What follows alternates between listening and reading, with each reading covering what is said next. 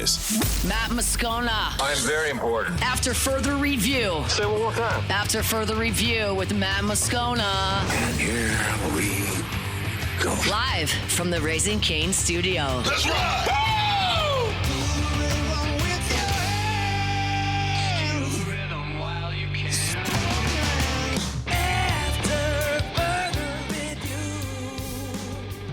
And off we go. Welcome aboard. Glad you're with us. It's AFR, powered by Sunshine, your hometown John Deere dealer in Louisiana. I'm Matt. Hey, Will. Hey, bud. Paul O'Neill. They're chanting Paul O'Neill's name. Jordan Kitchens. Jordan, 20-footer, head of the cane, good! And Mr. Toby Tomplay.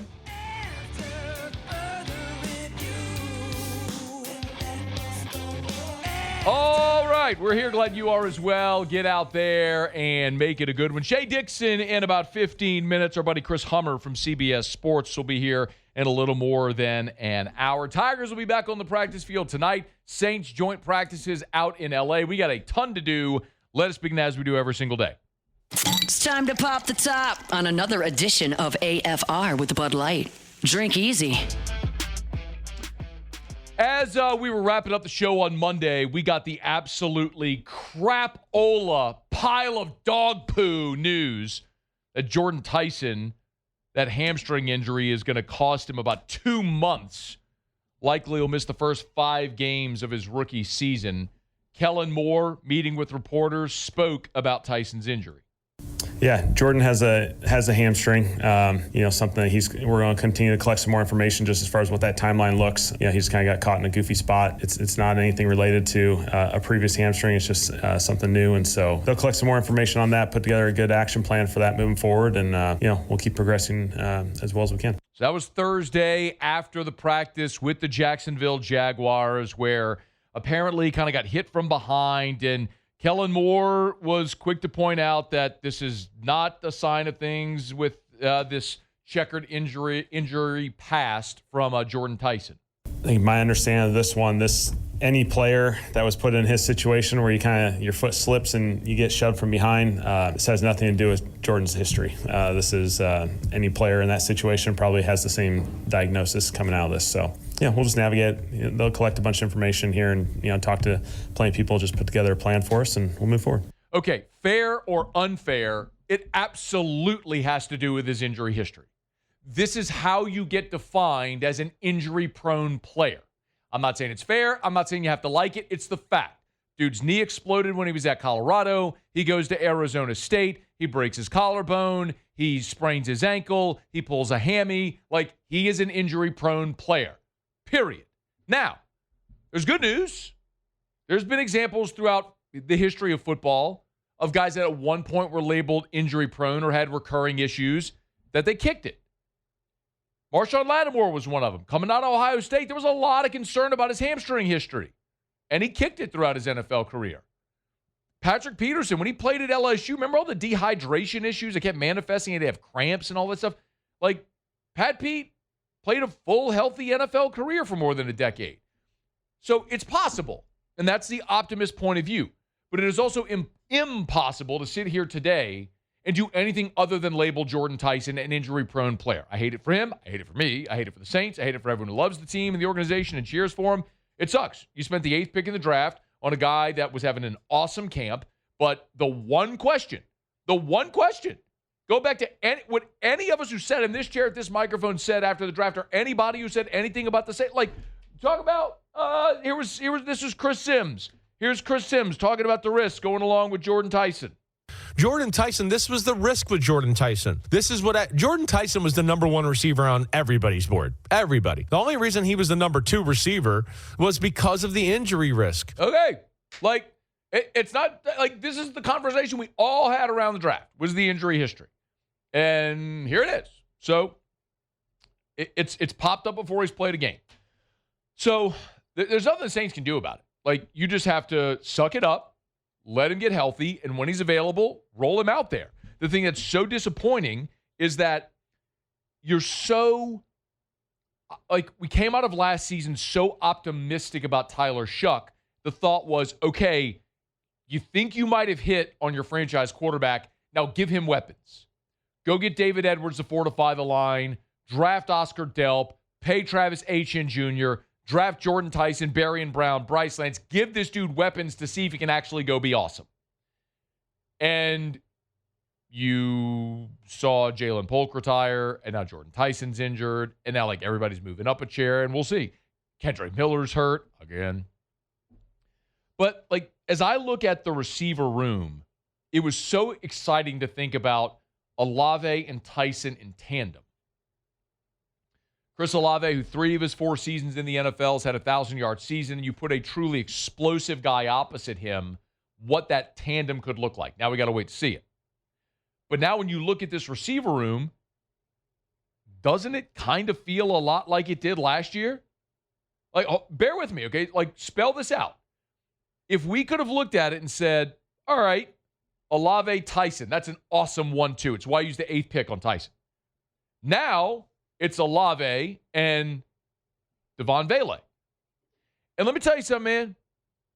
You could be super pumped about Devon Vele if you want to be. And he might be awesome. But here's what I know. In the first 9 games that Devon Vele played last year, he caught 6 passes. Yo, we were clowning that dude every single week. Not just me, everybody. They traded a draft pick to get Devon Vele to bring him in, and he had 6 catches in 9 games. Now, in the final 4 games, he had 19 catches.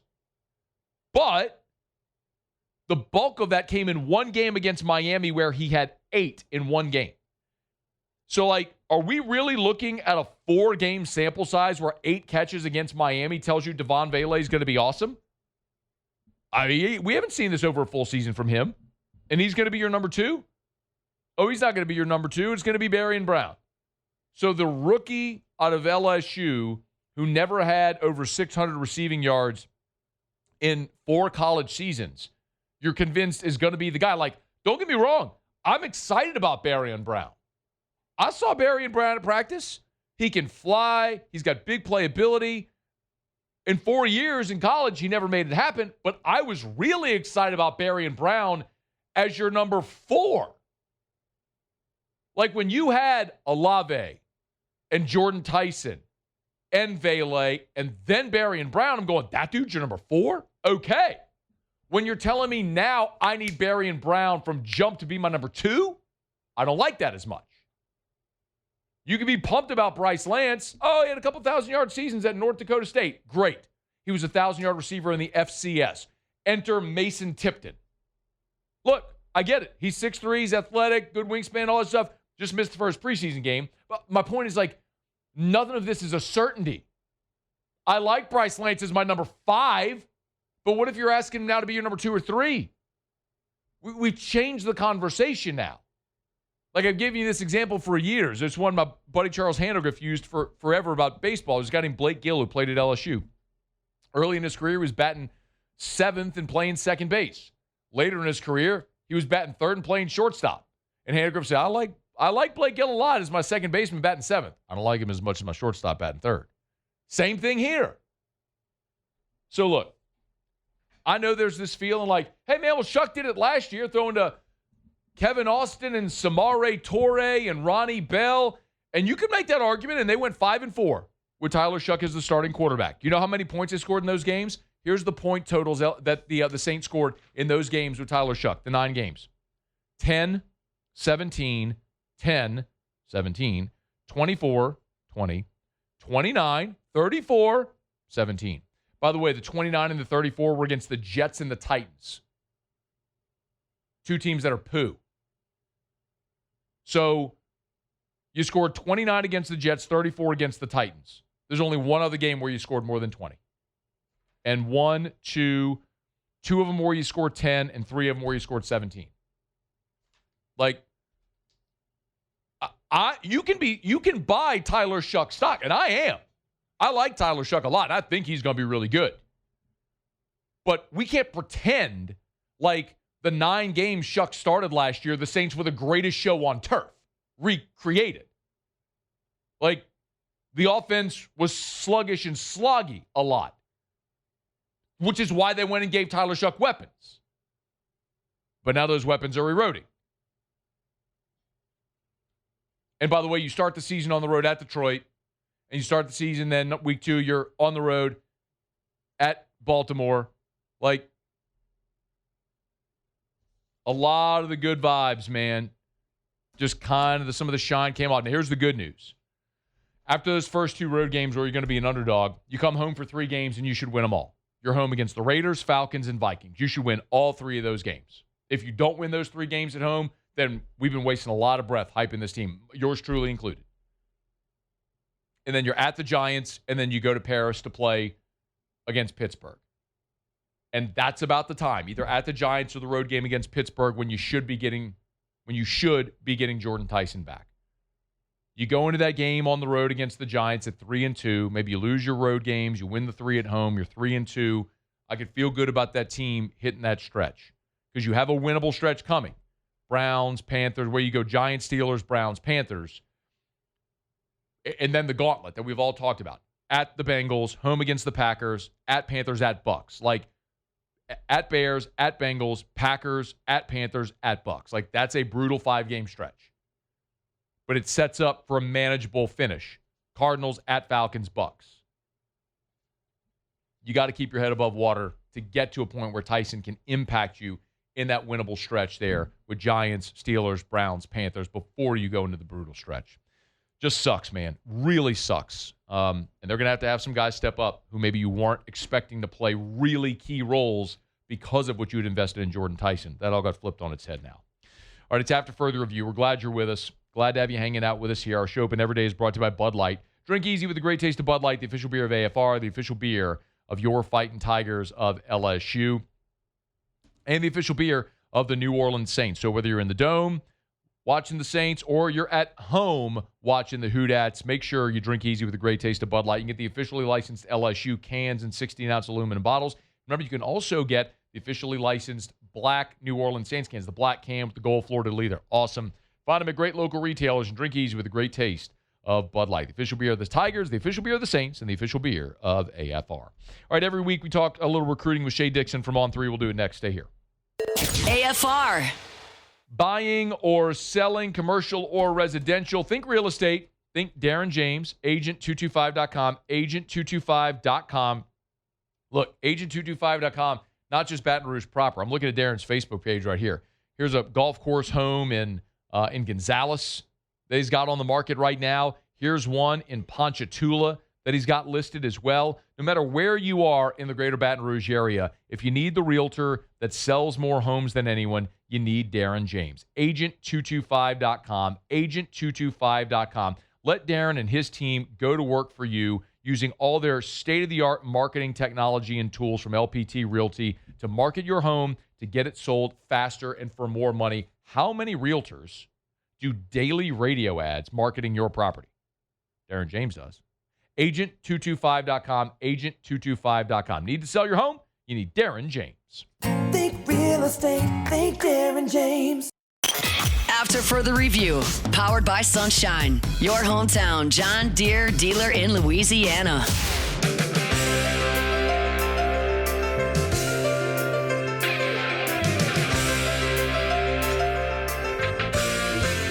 All right, rolling along here, Tuesday edition of AFR. We are powered by Sunshine, your hometown John Deere dealer in Louisiana. Every Tuesday, we visit with Shea Dixon from On3, the Bengal Tiger, part of the Rivals Network on the recruiting side. He's at Shea Dixon. Shady, how are you, dude? Doing really well. We're going to get to, I don't think I hear Shea at all. Let's call him. We talked about this off. We're going to try. You have his number? Get it, Paul, you have it? Ask Shea off air to give you his phone number, and please call him right now. All right, we were trying to connect there with the Zoom audio or the StreamYard audio, and I think we're not going to have success there. So we'll reconnect with Shea here in just a quick second. We'll get him on phone. I want to ask Shea, we'll get to some 2027 stuff, but one of the big dominoes that have started to fall are quarterbacks for 2028. If you haven't noticed, Georgia has a quarterback commit in Jaden Wade. Over the weekend, Donald Tabron committed to Texas A&M. He's the number 4 quarterback in the country for 2028. Texas has their quarterback commit. Alabama has their quarterback commit. Tennessee got a quarterback commit for 2028 as well. Caden Kraft here this week. So a lot of those quarterback dominoes for 2028 are starting to fall. Okay, so Shea Dixon's with us here now. Shea, thanks. Appreciate it, man. Thanks as always for the time.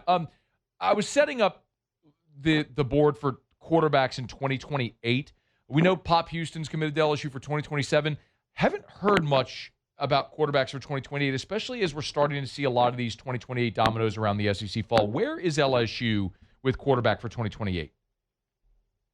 Yeah, I think it's something we're going to get used to here, Matt. It's kind of a wait-and-see approach. Remember, when Kiffin got here, they already had a commitment, right, from Peyton Houston. And he had been, I think his very first offer was from Ole Miss, Charlie Weiss and Lane Kiffin, but they held on to him. So we didn't experience any quarterback recruiting this past cycle via Lane that wasn't the portal. And all three guys who are on roster scholarship-wise right now were portal additions from January. And we know that he did that, every year at Ole Miss? Was there anyone who, I guess I'd have to think about it, that didn't come from another school that ends up being the starting quarterback for Matt for Corral, but he inherited Matt Corral. Good point. So, but it's a good point, I guess. He's the guy who goes into the portal a good bit, and we're seeing that now. Sam Levitt certainly this year as the starter. But they, I want to say in our rankings, let's just say the top 10, I think 8 of them came to camp this summer. So clearly they're not, skipping it. They brought all these guys in. You talked about Donald Tabron. He was through. He just kid from Michigan, but committed to A&M and number 3 quarterback in the country. And right now you're starting to look around, and Texas got a quarterback commit. Georgia's had one from the number 1 quarterback, Jaden Wade. Number 2 quarterbacks committed to Ohio State. We mentioned Tabor and A&M. The number 4 quarterback is committed to Bama. Number 6 quarterbacks committed to Texas. 7, Indiana. 8, Tennessee. So I'm almost through the top 10, and these guys have already committed. These are guys going into their junior year. And look, dominoes drop for those juniors at quarterback more quickly than in the others, just because you're usually taking one, and they say, okay, if you want in, this is your time. LSU has a bunch of offers out to guys at quarterback in this class, but a couple of them who have committed to other schools had said, and even on record, hey, look, that was being handled by LSU. The guy, or we're ready to take a commitment. And I think they want to see a junior year play out. I think they want to see what happens this year. Does let go pro, right? Or, do you have any of these guys, Longstreet or Landon Clark, hits portal? Peyton Houston, does he stick around? All of these questions we don't have answers to right now. And I think Lane's strategy, and Billy Glasscock and Charlie Weiss, Dan Stevens, I guess quarterback's coach, is, hey, let's evaluate him and offer him. But there's no need to make a move right now, because what if that the portal guys or something else, right? Or what if someone else emerges that we like, or maybe we're like a handful of guys and we just don't know yet who we want to kind of really press. So normally LSU, we sat through the Bryce Underwood whole era of a year being committed, as a junior through his senior year and then flipping. And now you've had Peyton Houston, who I don't think he's flipping, obviously, but he'll have been committed for well over a year by the time he signs. That's not going to be the case moving forward, and certainly not this cycle. But I am looking at the offers they've handed out, and there's a good bit of them. Some of them are committed, some of them still uncommitted, but nobody getting pressed right now to commit. And I think that's just something that it's the most popular thing to talk about in recruiting as quarterback. But for Lane and them, I don't think juniors in high school, when the portal exists and you still have a full season ahead of you, is a pressing priority. And look, not going to disagree with it, considered the success he's had with every quarterback he's come across. Is Knox Kiffin a possibility? He's not a possibility. Okay. I know. Look, Sam at Rivals, Spiegelman, listen, because he's worked at Times Picayune and all that for a long time, but he did an update on him today, Matt, and was kind of just jumping around at top quarterbacks because these dominoes are falling. Oh, wait, Shea, your phone. Wait, hang on. Your phone broke up. You said he did an update because the dominoes were starting falling. Yeah, the dominoes have started to fall. So he wrote about the top quarterbacks out there, and with Knox, he said Missouri, Vanderbilt, and Georgia Tech are the teams Knox said are recruiting him the hardest as he gets ready for this first season at U High. So I'm sure he'll kind of see even more increase in recruiting, but those are SEC and ACC offers. So we're talking about a kid who certainly is being looked at by schools across the country and already holding offers that are committable from schools and Power Four conferences. Shea, one more on Louisiana or on 2028. As we look ahead, and I'll go back to 27 in just a second, but as we look ahead to 2028, we start sort of getting into that as guys start committing earlier and earlier now. Who are some of the names that we need to be keeping an eye on for Louisiana prospects in 2028? We can stay at U High. Cameron Grigsby, who's their cornerback, is a guy who is a name to know. He's already got an LSU offer. In fact, for I guess people who maybe aren't from Baton Rouge or just don't know the setup, U High is not only on LSU's campus, their football field is basically connected to LSU Football Ops Center. So when they had summer camp this summer, you have so many guys that they brought a lot of guys over to the U High field to get some extra work, and Corey Raymond was right there with Grigsby the whole time. So he's got offers from everybody, but I would keep an eye on him. He is, when we talk local, Baton Rouge, I mean, Cameron Grigsby playing at U High is going to be a name to know for next year. And then you bounce around to the other big schools. Look, Ruston, you're in it with, got a commit from Ahmad Hudson and Anding, so you've got two Ruston kids committed for this cycle. And then they had a kid named Shamar Evans transfer in from Mississippi in the offseason. He's already a 4-star for next year, linebacker, and they've offered him early and sent a bunch of the staff up to watch him. And simultaneously, when they sent the staff up there, they sent a bunch of the offensive staff, and not just for Ahmad Hudson, but to also see Dalen Powell, who's Ruston's starting running back now, and it's going to be an LSU.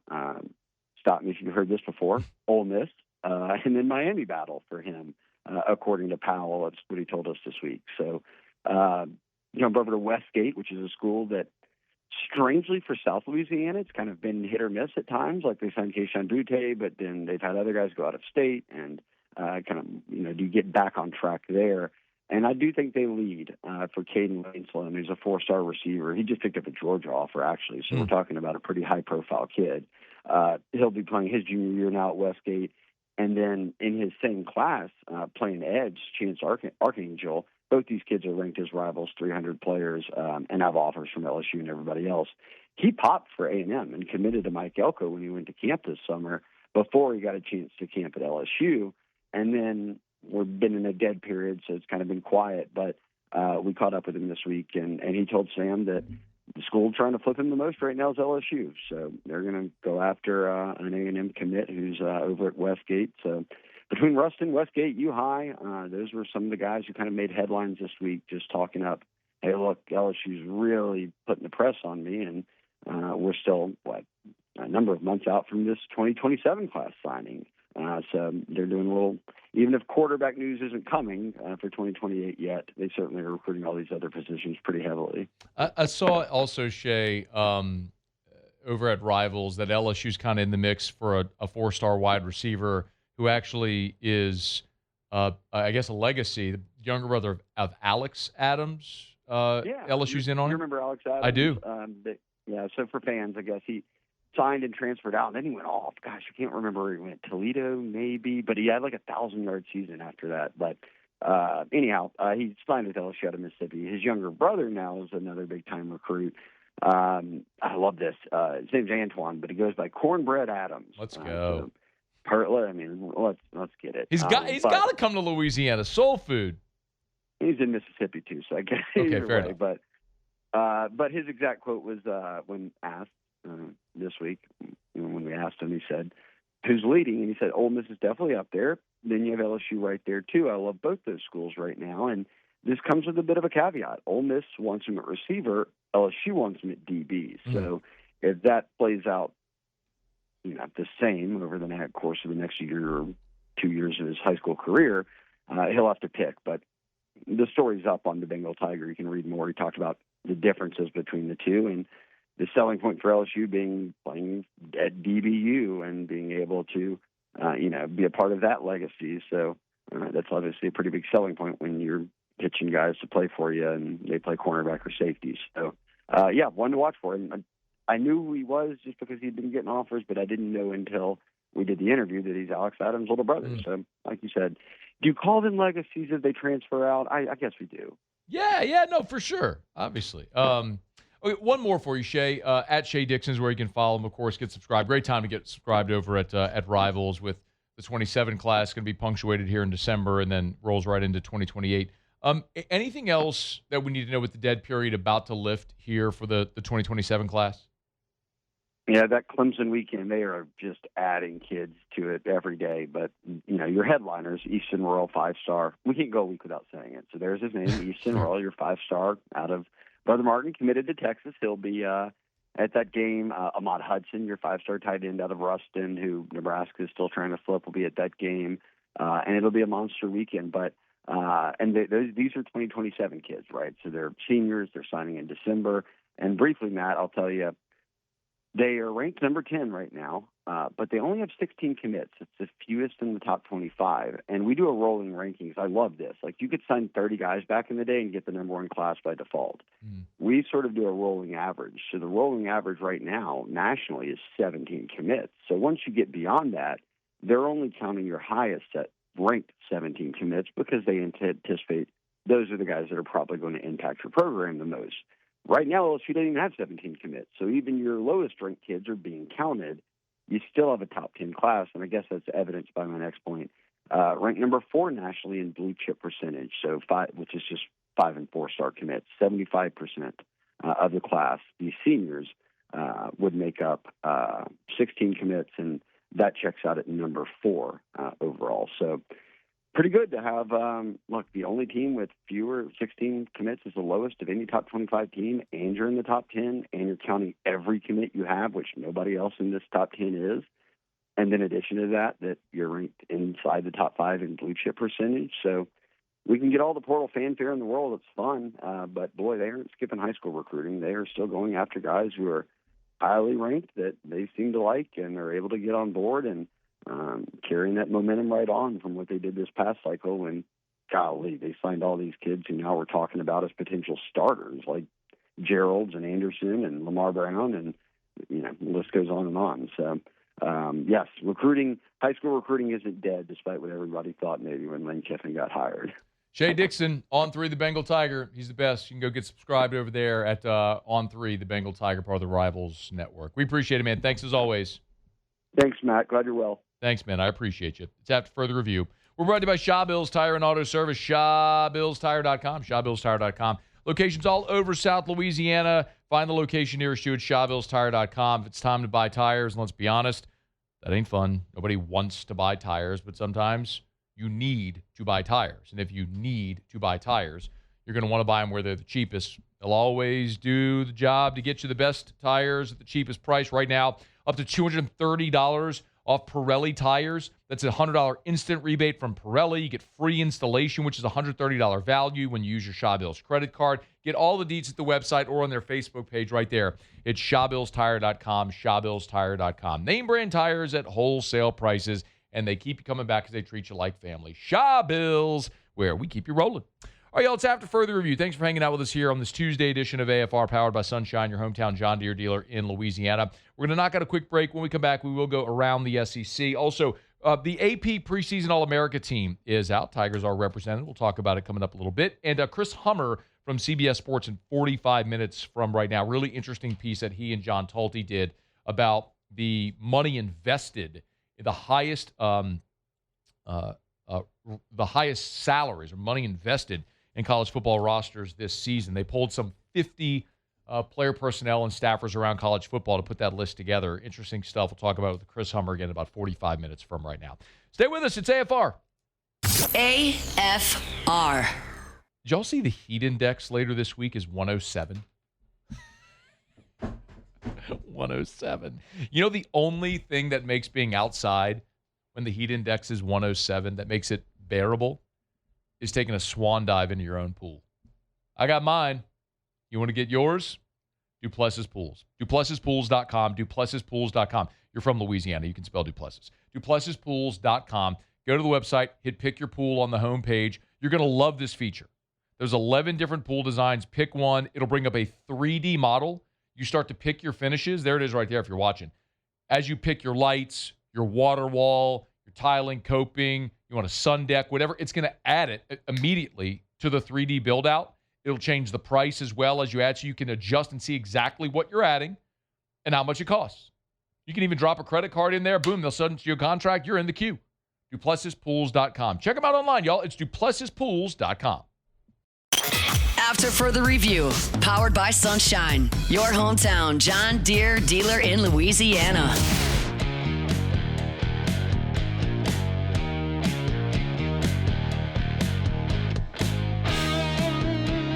The Associated Press has released their preseason All-American team. How about Trey'Dez Green? First team preseason All-American. Dante Moore, the quarterback from Oregon, was named the first team quarterback from the AP on the preseason All-America team.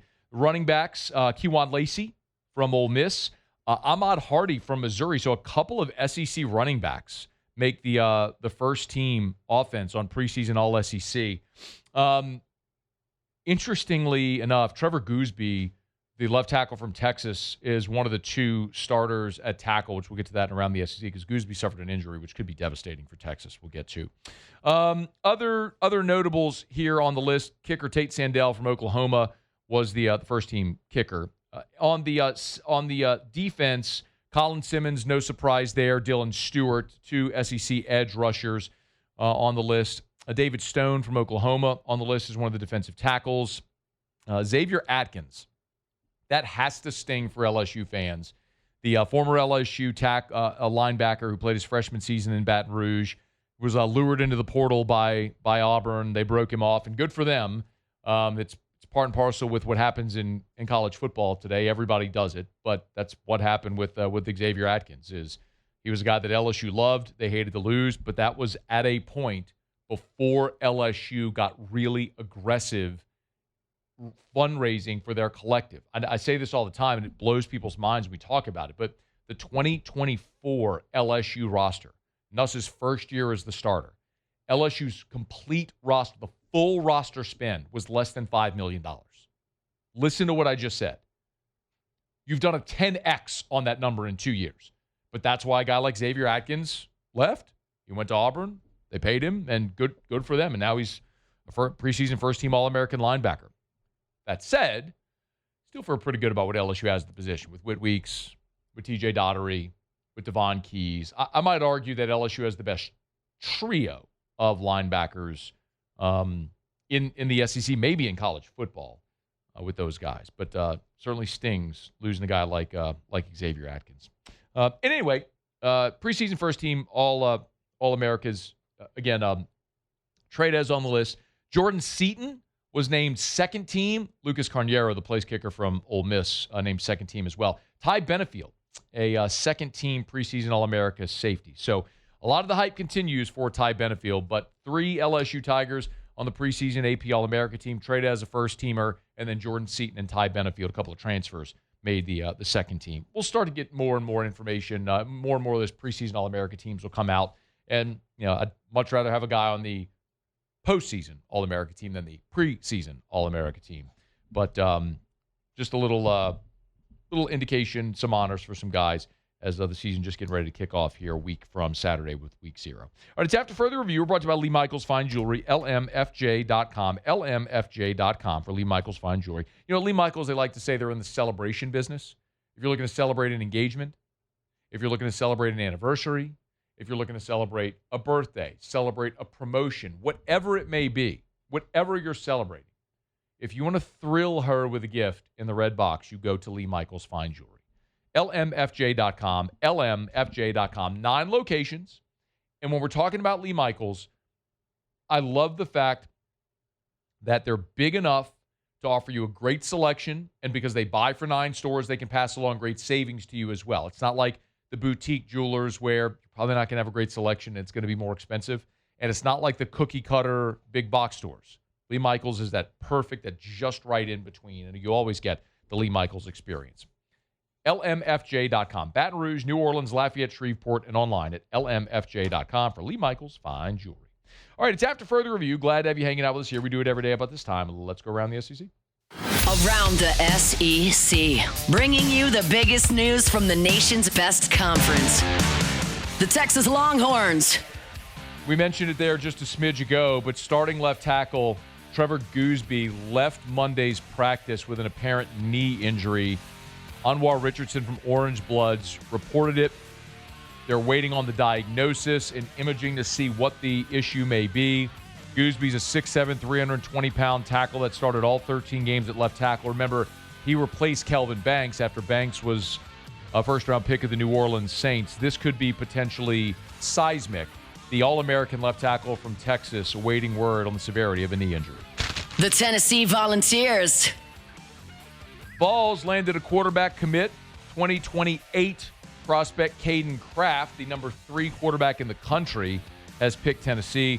6'4", 205. He's out of North Carolina. He's the number 103 overall prospect in America. Had offers from Florida, LSU, Michigan, Ole Miss, Oregon, tons of big-time prospects. But he picks Tennessee. Of course, signed Faison Brandon in this most recent class, who very likely going to be the starter for the Vols here this year. The Oklahoma Sooners. Starting center Jake Makuula's knee injury not thought to be season-ending. That's the good news for Brent Venables and the Sooners. He was seen emotional after getting rolled on during Monday's practice there in Norman. It's a sprained MCL, expected to miss 4 to 6 weeks, but not season-ending for Oklahoma starting center. The Vanderbilt Commodores. Vandy got a commit from Temple defensive lineman Khalil Potet. He was granted the injunction against the NCAA, ruled eligible to play for this upcoming season with 1 more year of eligibility after spending 2 years at the JUCO level and last year at Temple. Vandy fortifies its defensive line. Texas A&M! And after playing 2 seasons with the Longhorns, 5th-year point guard Jordan Pope will play his final season of college basketball in Aggie Land. The former Longhorn point guard committed to Bucky McMillan and the Aggies on Monday after receiving his final season of eligibility from that preliminary injunction from the Colorado judge earlier this month. Pope will battle LSU transfer Jalen Reese for the starting point guard position. All right, there you have it. That is Around the SEC. Tuesday shows are powered by Sunshine, your hometown John Deere dealer in Louisiana. SunEquip.com, SunEquip.com. Bunky and below, you want a Deere, you're going to Sunshine, proud partner of LSU Athletics. All right, it's After Further Review. Let me knock out a quick break. When we come back, Roger Goodell says the NFL having a team internationally, inevitable. His strongest statement on the topic yet. We'll react to it next at AFR. After Further Review. Rev Fiber, proud partner of LSU Athletics. Tomorrow, Lane Kiffin will meet with reporters after practice, on Thursday, actually, after practice. And when he does, after practice Thursday and throughout the entire season, you'll see the little mic flag on all the press conferences, and it'll say Rev Fiber. Rev is a proud partner of LSU Athletics. 90 years of serving the greater Baton Rouge area. 90 years in South Louisiana. What that means is when you call Rev, you're going to get great customer service from people that are local. Their call center is here. You're not shipped to a call center overseas. When you call Rev, you're getting people here. You're also getting better price and a better product as well. Why would you trust anyone else? For internet service, for home automation, security, phone, cable, they can do it all for your home or for your business. It's Rev Fiber. Check them out online at revfiber.com, revfiber.com. Rev Fiber, proud partner of LSU Athletics. After Further Review, powered by Sunshine, your hometown John Deere dealer in Louisiana.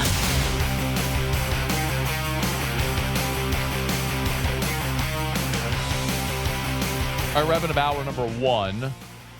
Thanks for hanging out with us here. Something we didn't get to a day ago was the PFF grades from Saints Jags. We'll get to that here right after Sports Center in a bit. Then we'll talk to Chris Hummer from CBS Sports. Chris Hummer and John Talty did a piece today over at CBS Sports where they looked at the roster spend, the programs in America that spent the most on college football rosters for this coming season. And I thought it was a pretty interesting there's an interesting commonality among all of them with one outlier. Again, we're going to get to that here in about 25 minutes or so.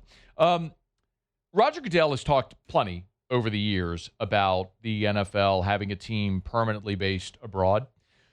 These, though, I think would have to be his most definitive comments on it. Goodell was recently giving an interview with the German media outlet RTL/NTV. Not sure what that is. But he was speaking to former NFL player Marcus Kuhn during the interview. And Goodell said, quote, "At some point, there will be NFL teams outside the USA. I have no doubt that this will happen one day." Teams, plural.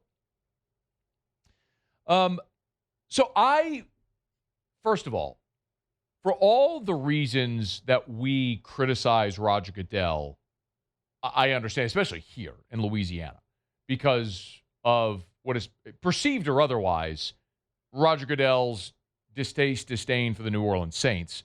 I don't know necessarily that it's the Saints.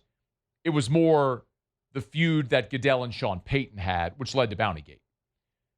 The sort of interesting contradiction is that Goodell is one of the chief reasons and figures why the NFL is still in New Orleans. Because after Katrina, then Commissioner Paul Tagliabue effectively told Tom Benson, kick rocks, you're not moving the team. And Goodell was the one that was the conduit with the NFL and the city of New Orleans to make sure everything got back on track. So Roger Goodell actually played a really big part in the Saints staying in New Orleans, but he and Sean Payton feuded so famously that it led to Bountygate and all of the perception of the NFL disliking the Saints. I don't know that they didn't like the Saints, but certainly it was Goodell and Payton. That was a real thing. But in spite of all that, Roger Goodell deserves a tremendous amount of credit for growing the revenues and the exposure of the NFL. They have continued to expand the international series, growing the NFL's footprint abroad. Obviously, the TV contracts have become enormous.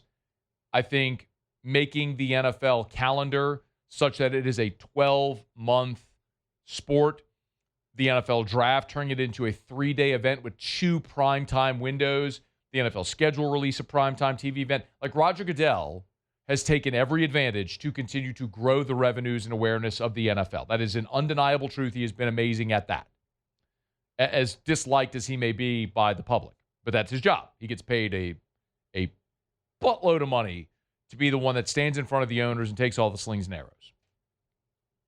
But I would caution you, man, be careful flying too close to the sun.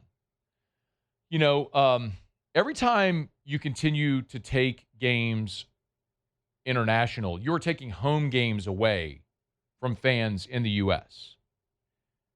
When you remove games from fans in NFL cities, it's going to happen in New Orleans this year. You're losing a home game to the game in Paris. You're increasing travel, which means you're increasing wear and tear on the players' bodies. You're lengthening the season, all in the name of expanded revenue, which I get, and the players benefit as well, and they can collectively bargain. But the thing that I would say all the time is, there's this statistic that if you're a fan of business, you'll understand and appreciate it. But if you go back and look at the history of the Fortune 500 list, right? The Fortune 500 are the top 500 companies in the world. The first ever Fortune 500 list came out in 1955. 88% of those businesses are out of business. 88% of the top 500 businesses in the world on the initial Forbes Fortune 500 are out of business. If you just go back to the year 2000, just look at a quarter century, don't even go back to 1955, go back 26 years to the year 2000, 52% of those businesses no longer exist. Sometimes we think something is too big to fail. And then when you become too big to fail, you're like the Titanic and you don't see your blind spot and you crash into an iceberg. I'm not saying that's imminent for the NFL, but something I've talked about a lot here. Soccer is evidence of it. You're seeing it in things like MMA, the NBA, where some of these other leagues, their fan bases are getting younger. The NFL is getting older, which tells you that in time, the trend is suggesting you're going to get passed. So